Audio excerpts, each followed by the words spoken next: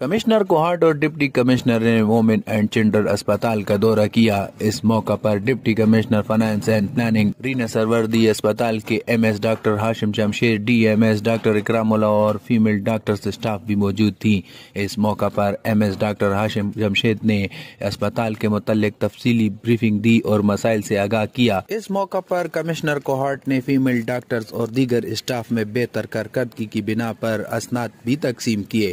اور اسپتال کو مزید بہتر بنانے کے حوالے سے میڈیا سے بات چیت کرتے ہوئے کہا، اگر ہم تمام لوگ ہی خلوص نیت کے ساتھ وہ کام کریں جس کے لیے سرکار ہمیں تنخواہ دیتی ہے، تو یہ لوگوں کے لیے خوشخبری نہیں ہوگی بلکہ ہماری ڈیوٹی ہوگی جو ہمیں اس طریقے سے ادا کرنی چاہیے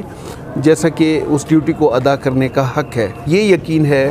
اس ہسپتال کو دیکھ کر اور باقی ایم ایس صاحب اور ڈاکٹر صاحبہ کی کہ یہ لوگ اپنی بھرپور کوشش کر رہے ہیں چیزوں کو بہتر کرنے میں، اور پھر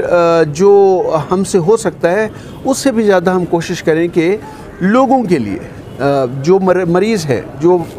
بینیفیشریز ہیں، اینڈ بینیفیشریز، ان کے لیے ہم کچھ سہولت اگر پیدا کر لیں تو میں سمجھتا ہوں کہ یہ ہماری ڈیوٹی کا تقاضا بھی ہے اور یہ ہمارے انسانی فرض بھی ہے۔ کمشنر کوہاٹ، ڈپٹی کمشنر اور دیگر اسٹاف نے اسپتال کی او پی ڈی، او ٹی اور چلڈرن وارڈ اور باقی یونٹ کا وزٹ کیا اور مزید سہولیات فراہم کرنے کا وعدہ بھی کیا۔ Abdul Basit, voice news, Kohat.